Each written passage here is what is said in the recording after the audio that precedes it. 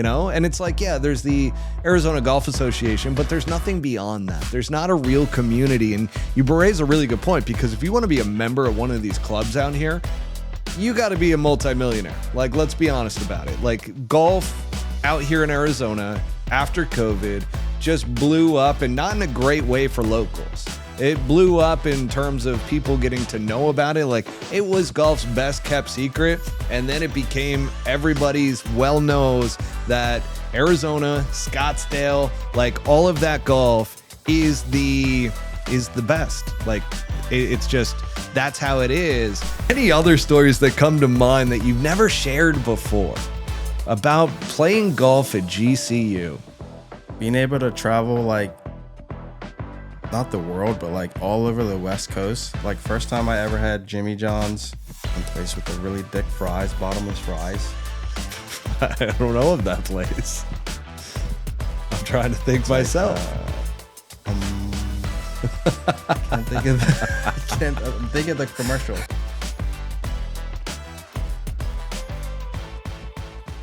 Welcome back, everybody, to another episode of Pull Hook Golf, the podcast. I'm your host, Matt Cook, and tonight I'm really, really excited to introduce somebody that I have been wanting to have on the podcast for a very long time.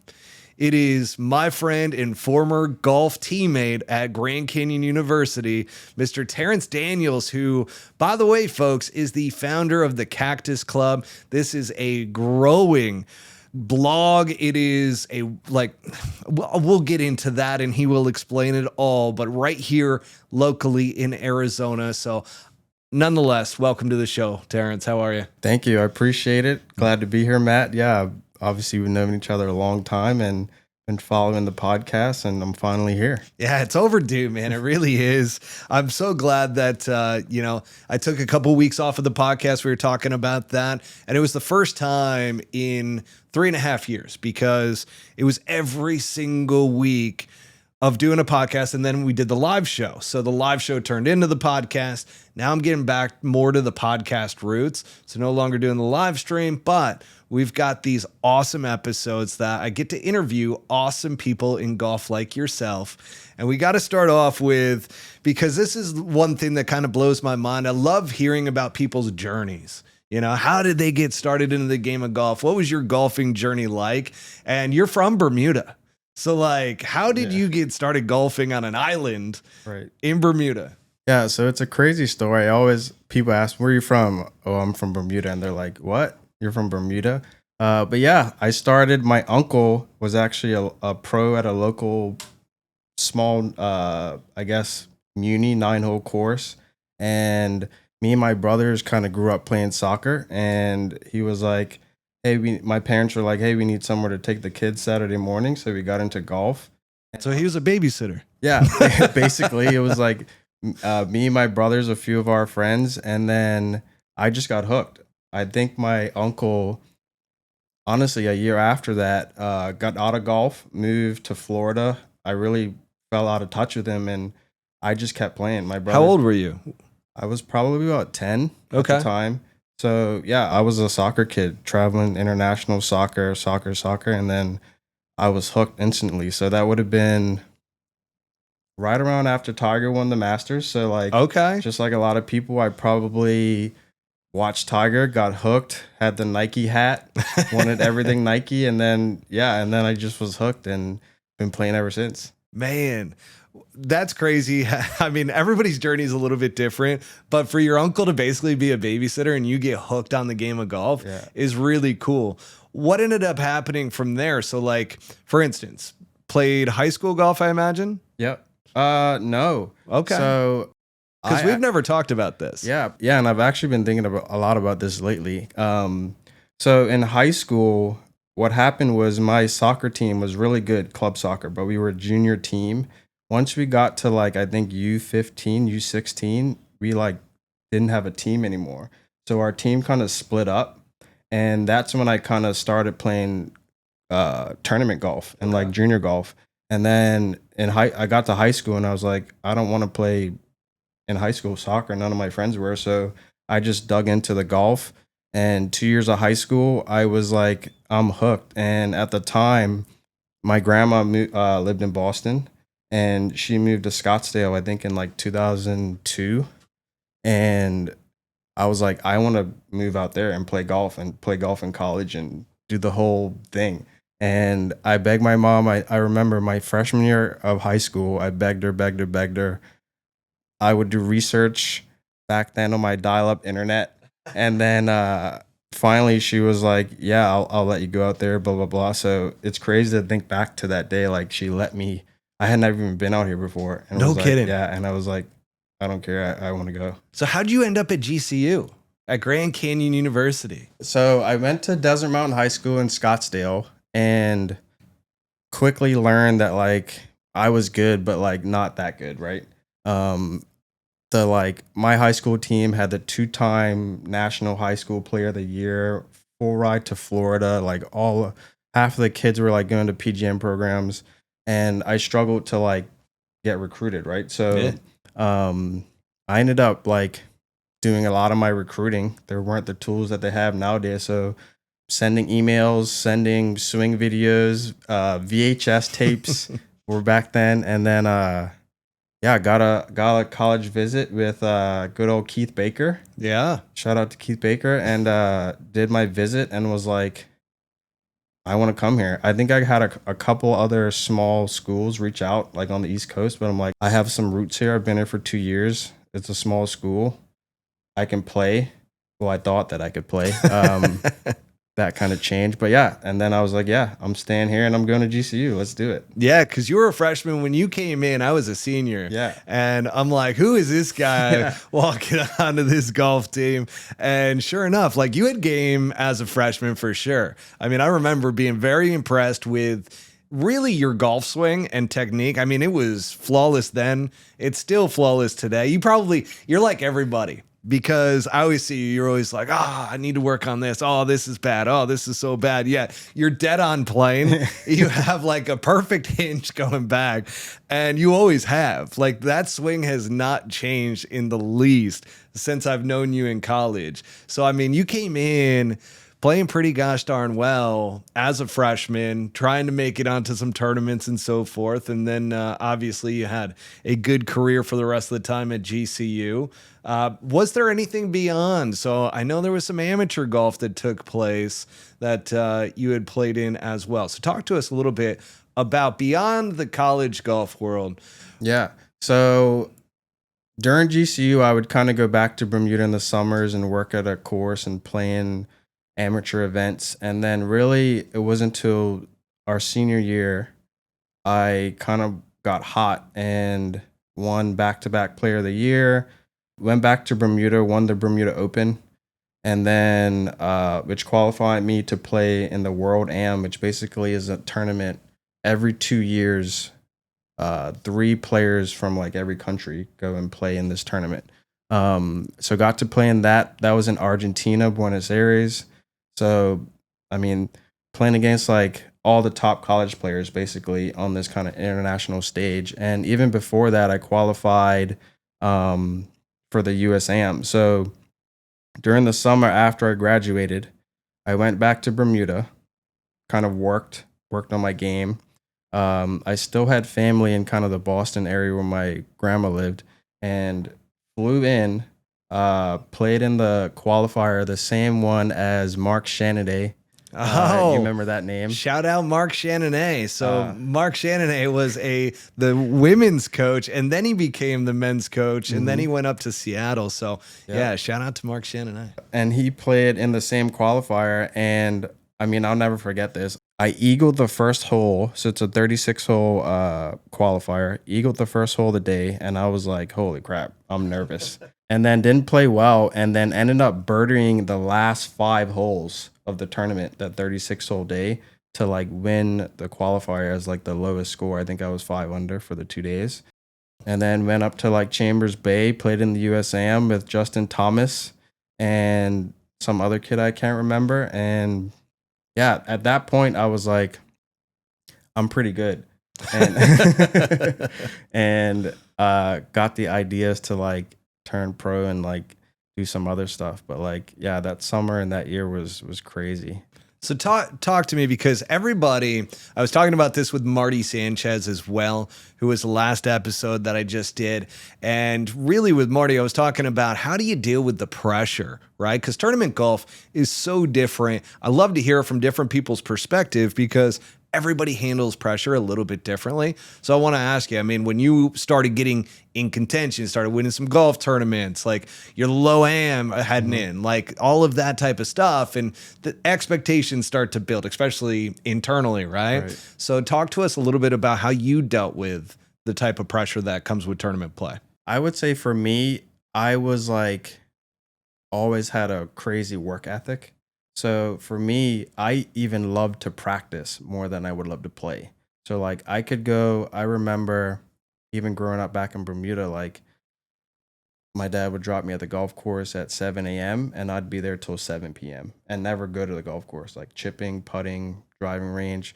So that I always knew going into stuff and shots that like, oh, I need to hit this high cut over this tree in this pressure situation. It's like, well, I've already hit this shot 10,000 times already. Like I know how to hit it. And then it's just convincing yourself, right? And executing. Yeah. So, I mean, obviously it's easier said than done, but with the practice and obviously playing in more and more tournaments, you get used to it. Yeah, obviously it's just like anything else. Yeah. It's funny you say that because I've talked to a lot of pro golfers, but also other professional athletes. And everybody that has ever competed at a high level kind of says the same thing, that it's about the practice that goes into it, so that when you are under that pressure, the adrenaline's pumping, you know that you've done it so many times and you have that confidence that, okay, it's only that pressure doesn't hurt you, it elevates you. Right. So that's kind of cool to hear from you as well. Yeah. I mean, when I watch a lot of the sports, I see like guys like Anthony Edwards, like people think he's like super cocky and stuff. I'm like, no, he's like in the gym and he knows he can make that shot. So like, why wouldn't he be cocky? Yeah. Why not have that internal confidence? And I think you do need to have a bit of that cockiness in the game of golf, especially because you're the one out there. Right. You're the one that has to hit the shots. There's no teammates that are going to save you. Exactly. Yeah. So that being said, you are one of the good guys in the game of golf. I was talking about this with Marty as well, that like there's a lot of guys with, and I don't know if you've run into this or not, and you might not want to talk about it, but with golf influencers especially, that a lot of people have these walls up, these big egos, and like especially in competitive golf, I should say, not so much even with the golf influencers, even though we noticed that quite a bit, but really in pro golf too, there's a lot of guys with walls up. Did you run into that at all, kind of being out there, you know, and running into some of these guys that are playing on tour now?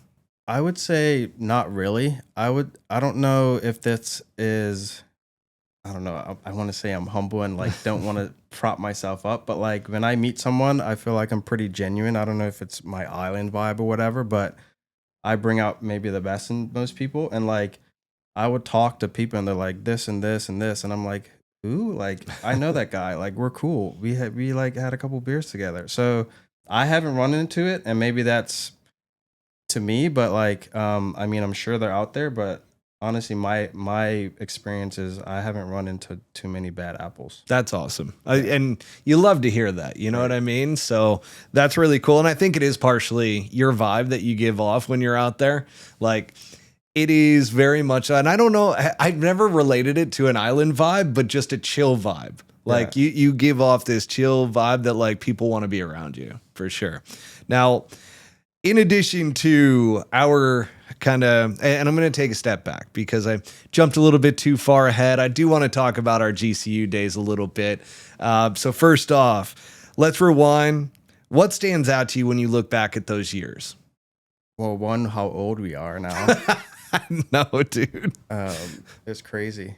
Like, it is crazy. That's both, 20 like, years you got ago. More gray hair than me now. I know. Like, it's wild. I would say for me, when I decided that I want to go to GCU, I always wanted to go to a smaller school just because I wanted to go. Well, one, I think I'm the first in my family to go to like a university. Oh, that's awesome. One, I wanted to go for obviously the degree, but I wanted to go for the community, the camaraderie, and like meeting people. Not so much like I mean, GCU doesn't have like the Greek life or anything like that, but like just the community of it. And being at GCU and even being on the golf team, it's like you have that, right? We didn't have the Greek life. So it was like you had the golf team, and then you had the baseball team, and then you had this team. And then like there's some rivalries, but there's also like this community of like athletes. And back then at GCU, like it wasn't that big. So the athletes actually made up probably 40% of like the student body on campus. I'm so glad you brought that up. And I try to say this to people, and nobody really kind of understands it. But the way you related it to Greek life is so accurate. We were the men's frat, the golf team was, and the baseball team. And we actually, during my years, and then I want to say, I don't know as much about your years after I left. Like, I don't know if Donnie's house was still a thing. Donnie's house was my house. Okay. Or not my house, but me and my roommate's house. Yeah. And basically, one of the guys on the golf team, he owned a house right off of campus. And at one point, and I want to say this was my senior year, and you were a part of this, that they wanted to ban us and label us as a frat. So that was, and Donnie did a great way of politicking his way out of that entire thing, as I recall. And we did not end up getting labeled as a frat, just as the golf team, but we were the frats, like the golf team, the baseball team. Like not a lot of people realize that, but you had people that went to a Christian university, and then you had the athletes, and that was the dynamic at GCU for a long time. And I think it was probably crazier in your time, because if I can remember, Donnie was roommates with a baseball guy, Steve Lux. Yeah, so you had the baseball guys, and I forget the other in one place. Yes, so there was a lot of parties, and I think that's how Donnie kind of politicked his way out of getting labeled as a frat party. Like, he's like, all right, we're going to tone down the parties, because we were throwing parties every weekend. I mean, it was like that movie, oh gosh, I can't think of the name of it, where people are jumping off of the roof into the pool. And there's just Project like, X? hey, yes, literally almost every weekend was Project X over at Donnie's. The backyard was just filled, and it was all GCU people, ASU people, and a whole group that, we had some fun. And one of the things Donnie did really smartly too was he made friends with all the neighbors in the area and made sure to invite them. Hey, we're going to be throwing a really loud party this weekend. If you guys want to swing by, come on in. Right. So that was a blast. So yeah, that baton was definitely passed on to my generation. I don't know about after me, but yeah, I don't know either. That'll be fun. We should find out from one of these golf guys if that Donnie house still lives on. Yeah, that'd be hilarious. It lives on in infamy, that's for sure. So, any other stories that come to mind that you've never shared before about playing golf at GCU? There's a lot of stories, but I don't want to. They're not like shareable. Okay. A lot of bad ones. But a lot of good ones, like being able to travel, like not the world, but like all over the West Coast. Like first time I ever had Jimmy John's. First time I ever had what's that one place with the really thick fries, bottomless fries? I don't know of that place. I'm trying to think myself. I can't think of I'm thinking of the commercial. Red Robin. Oh, Red Robin. Okay.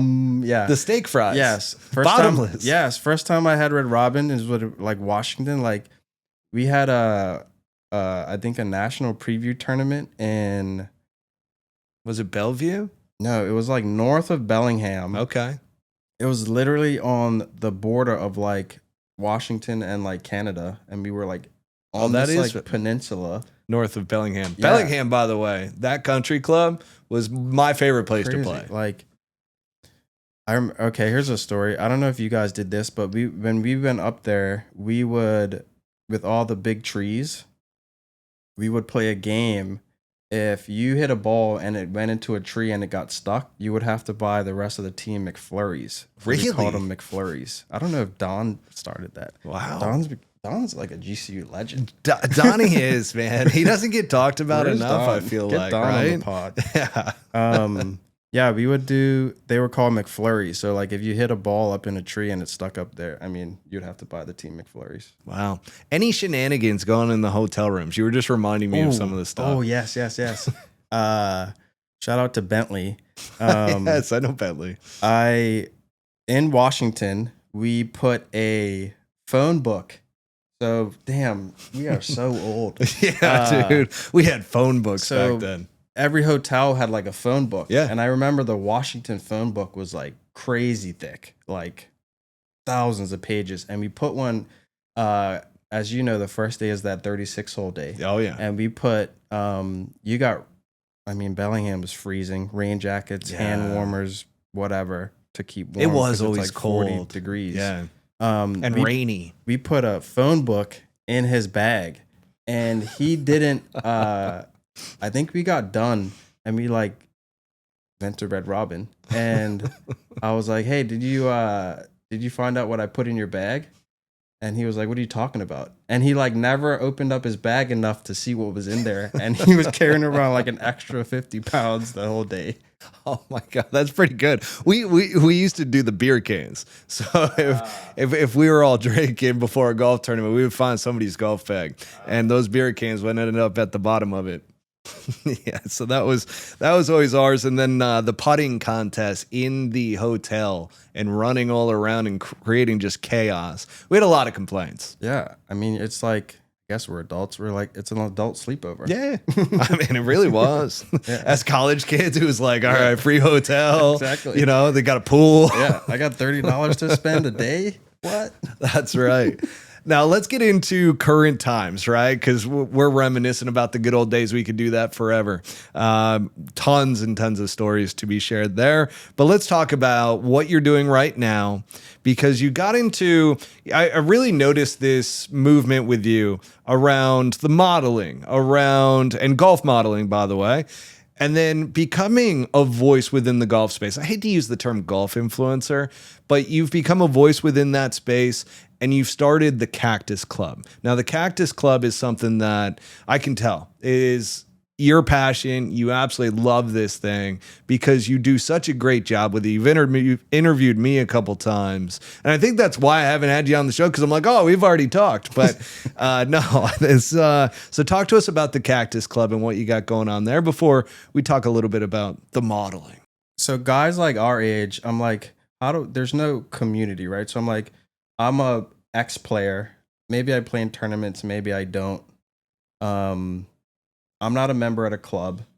Where do I get my news? Like, how do I find about events? Like, how do I know like games to play and all this stuff? And I'm kept asking like people, hey, how do you know like what's going on? And they're like, I don't know. I go on Instagram, blah blah blah. And so I was like, oh, this is probably like thousands and thousands of us, right? Where we have nowhere to go for information or these tournaments that aren't necessarily like run by some big organization. So then I just started writing these stories, like course reviews is kind of how it started, simple tips.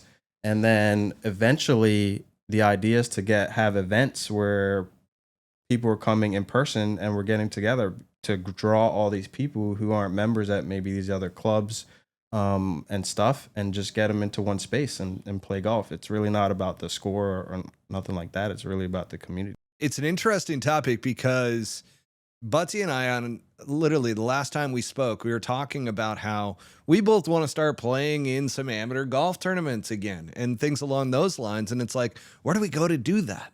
You know, and it's like, yeah, there's the Arizona Golf Association, but there's nothing beyond that. There's not a real community. And you raise a really good point, because if you want to be a member at one of these clubs out here, you got to be a multimillionaire. Right. Like, let's be honest about it. Like, golf out here in Arizona after COVID just blew up, and not in a great way for locals. It blew up in terms of people getting to know about it. Like, it was golf's best kept secret. And then it became everybody's well knows that Arizona, Scottsdale, like all of that golf is the best. Like, It's just, that's how it is. So talk to us a little bit about what you're doing in order to really build this up. I mean, I saw a few posts from you too around, the building of this and how the strategizing around it, but how do you kind of look to expand beyond where you're at now with it? Really, it's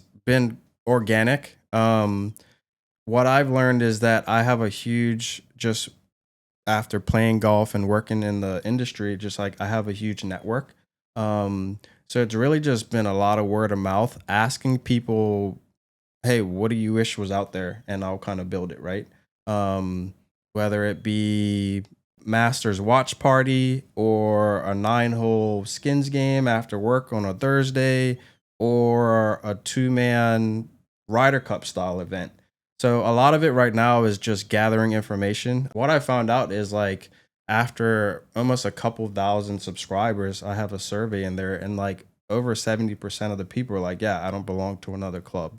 And that like blew my mind. So it's really just having the word of mouth. I mean, it's all organic at this point, socials and just meeting people and asking them what they want and building it. So later this month, I'll have the first kind of 9-hole skins game and then probably start with like a monthly game somewhere and then go from there. That's awesome. I love it. I love the concept, love the idea because it's needed, right? And I love it when people do something around a need that's out there. So that's why I'm a big proponent of the Cactus Club. That was one of the big reasons why I wanted you to come on. So folks, you can go to, give them the website that they can go to in order to find the Cactus Club. Yeah, so it's thecactusclubaz.com. Beautiful. That's easy enough. Yeah. Cactus, just like what we got out here in Arizona, folks. So if you don't know how to spell it, go look it up. ChatGPT it. It's going to be fine. Now, as we talk about that, I do want to take a little segue here and thank our sponsors over at Devereux Golf, as we're going to be talking about some golf modeling with Terence here, because he's done some for Devereux and for some other brands as well. But Devereux Golf, folks, you can utilize promo code PullHookGolf20 at checkout for 20% off your entire order at DevereuxGolf.com. Got the brand new fall collection here, what they refer to as the High Country collection.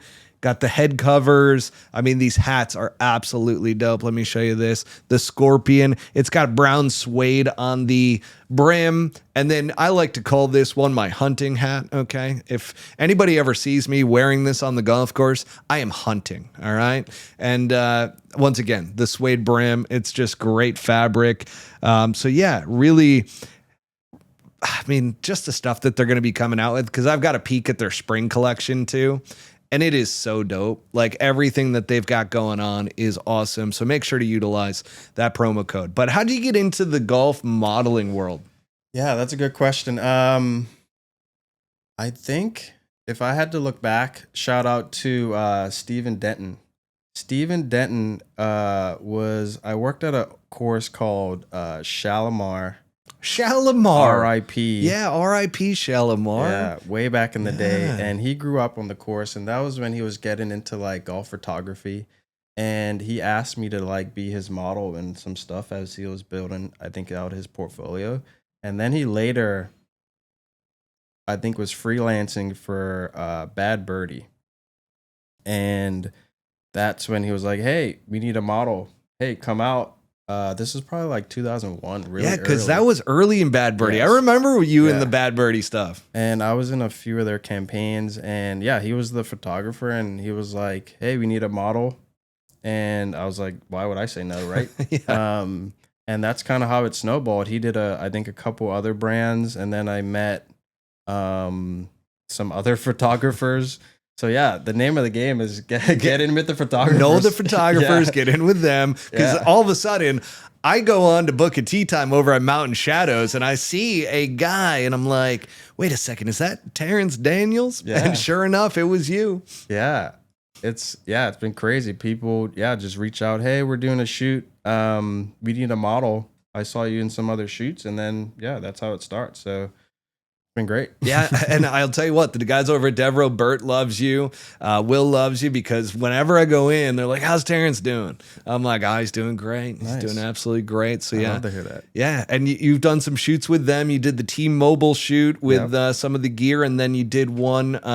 Was it a Johnny Walker one that you did as well? No, I did not do that one, but I've done. You got to get in on the Johnny Walker. Yeah, I did the U.S. Open one, and yeah, T-Mobile. Yeah, their team's great, and I love their stuff. I mean, and they're local, so. Yeah, they're local here. And I really think that they're doing it in such a cool way where it doesn't break the piggy bank, right? Mm-hmm. It's not one of these golf brands to where it's $500 for one of their jackets. It's like $128. Like that's a great price for their quality of the stuff that they have. Polos are like right around like $70, like great price points for what the quality is that you get, but also the style. And that's another thing too. I mean, have you gotten into the off-course stuff with, I mean, Devereux, some of these other brands too? I kind of see you rock a lot of gear, but moving it towards the golf course. Like, do you see a shift happening with golf style and culture? Yeah, definitely. There's definitely this new wave of the modern golfer that's not so stuck up. I mean, access to golf is kind of everywhere, which is going to bring people from every parts of the world or whoever, and they're going to dress different. So I love a lot of Devereux stuff because although I kind of work in the industry and people probably see that I post a lot of golf videos, I honestly don't play that much golf. So I can wear a lot of the Devereux stuff like off the course as well, which I love. It's like I might play golf 2 times a month, but guess what? I'm going to be out and about every day. And I could wear a Devereux shirt or Devereux hat, and it's kind of fits my style, right? So that's why I love it. Yeah, I think I saw a video of you on a bike with that Devereux hat on. Yeah, exactly. I love that. I love that, and their little cross thing. The crossbody. I've got a ton of those. Yeah, like they're all over the place. Yeah. They really are. There's like one over here in studio. There's one up there. There's another in the closet. The blacked out one is the one that I normally go to when I'm out on a walk and stuff. Yeah, but it's perfect. Yeah, those little crossbodies are really handy. Yeah, I ride. So I live downtown. I ride my bike. Throw that thing over my shoulder. I'm good to go. Yeah, you're out for the day. Yeah. When I was in the golf industry as well, because right after COVID, like I had a facility in New York, then came out here and I was like, what am I going to do? And sure enough, I was like, let me start working as a pro at a golf course. And of course, you get all the free golf clothes, right? All the professional stuff. And none of that I ever wore outside of the golf course or at the golf course. Whereas Devereux, and I always used to think, I'm like, man, if I leave, like, what am I going to wear golfing? You know, and all of a sudden it's like that becomes very costly to all of a sudden you've got like the stuff you hang out in, the golf clothes, like it was always very separate. And they've kind of bridged that gap between the two, which is really dope. And even remember even going way back to like junior golf, I would like have extra clothes in my car or something. I'm like, if I'm going out to dinner after this, like I can't be showing up in like some preppy polo or something. No, you could not leave the golf course and go to like a nice dinner or it shouldn't even say a nice dinner, but like the golf clothes were specifically for the golf course. Right. I mean, I remember at one point in New York, I had golf clothes for the golf course. I had work clothes for like work. And then I had normal like hangout clothes. And that gets costly. Yeah. That wardrobe. I love like when you go to the grocery store at a restaurant and you see the guy and you're like, I wonder what course you played earlier. Yeah, exactly. And sometimes they even have the golf glove in the back pocket still. Yeah, that is funny. Now, let's get into the signature question, okay? The pull hook moment and what your pull hook moment is. So the reason I ask this is because I feel like everybody, whether it's golf or life related, everybody has a pull hook moment where for me on the golf course, it was always the actual pull hook where I would hit that golf shot, which if you're not familiar, folks, that goes left and then it curves further left. Or if you're a lefty, it goes right and curves further right. And normally that ball is out of play. Normally it's out of bounds. Normally it is at least out of play to where you can't really find it. So it's a round ruiner. And when I was playing professionally, that was always my miss, especially under pressure. But it's all about how you recover from those moments. And so I ask you, what's your pull hook moment? That's a good question. If I had to kind of say my pull hook moment, I would say it's kind of probably a bit of both. So earlier this year, probably not too long after I started the Cactus Club, I started getting like DMs and people from like people that I never thought that I would get DMs from, and like invites to different stuff. Where I thought, I was like, damn, I could be turning my basically passion that I've done this whole time. So leaving Bermuda, going to GCU, working in the industry, like I've basically 20 years of experience. I can just turn that into creating this community for to create a better golf community for everyone. And not everyone, but the people that want that community, right? And I would say that was a moment. I don't know if it was something that was striking. Honestly, I probably woke up in the middle of the night and like had a light bulb go off. Um, but it was definitely this year. Like you said, all of a sudden you're seeing in like all these commercials and stuff, right? So like all these attention is coming, and I'm normally like a pretty shy person, I would say. So I'm at a point where like I have to lean in because it's starting to kind of compound, and it's been great. So yeah, I would say honestly, probably most recent, and probably being on her with you is probably part of it. Like showing that kind of what I've been doing and all the stuff is leading up to this moment. And yeah, This is your pull hook moment. Yeah. Yeah, that's awesome. My pull hook moment Yeah. on the pull hook podcast. And I love that. So that's the other thing too, because it was one of the things that I've been talking about with my sports psychologist. He helps me just with performance, whether it's business, whether it's golf, podcast, even we've gotten into more recently. And part of asking that question wasn't necessarily even around, having a negative moment, but having a moment. You know what I mean? To where it's like, wow, it kind of shakes you for a second. And that was perfect because you're like, yeah, it was like almost like a light bulb went off to where having this moment, people are starting to hit me up. And I'm like, you got to get outside of your comfort zone a bit in order to really take it to that next level. So that's really cool that that's happening to you right now. Yeah. And that also was something where Marty was bringing up that, and I kind of named the episode after that for him, is that the rise of Marty Sanchez, because he really is in the midst of a rise, and so are you right now, which is kind of cool that these interviews, they weren't planned out that way. It's just more so that, the universe aligned and we were able to have both of you come on, and you guys are in these moments to where it's like the rise of Terence Daniels at this point. Yeah. And that's dope because I know how much the Cactus Club means to you. I just see it in the way that you go about it. And like when you've asked me for interviews, you've been so humble within that too, to where I'm like, man, this is going to be something at some point. And really, it's just a matter of time. And I only say that when I can see that something is going to be successful and you're fitting a need right now that people have. And that I do believe will end up leading to something much, much bigger, which is awesome. And why I really felt like the time now made a whole lot of sense to bring you in to talk about the Cactus Club. And I'm glad that you were able to discuss some of that stuff. As far as, future within the game of golf, I mean, obviously the Cactus Club, you're going to continue doing that. But tell people, like, for instance, you give golf lessons. And here locally. So give people some information about yourself, Instagram handle, where can they get in contact with you? Yeah, so I give lessons at an indoor facility in North Phoenix called Club Twirl.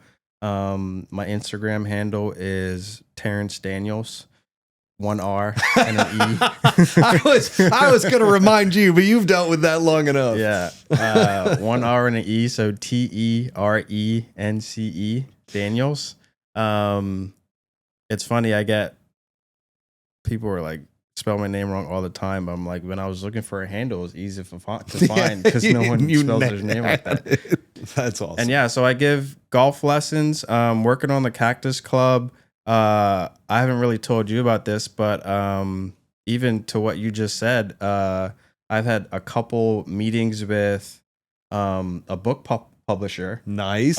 Who approached me and they're like, hey, tell us about your story, just kind of how I told you. Yeah. And going to be working on a book, hopefully coming out sometime next year. And then in January, I'm going to do kind of a documentary style behind the scenes, almost kind of like what you were doing pretty much. With the 5 a.m. comeback. Yeah. I'm going to create kind of a eight-week program. It's going to have, fitness, wellness, drills to kind of basically go from 0 to 100 in 8 weeks and prepare yourself for if you want to kind of get back into playing tournament golf. Like, dude, love that. We always kind of I'll be checking that out. Yeah. So yeah, that's kind of what's going on, and yeah, exciting times. That's awesome, man. I'm so glad we got the opportunity to do this.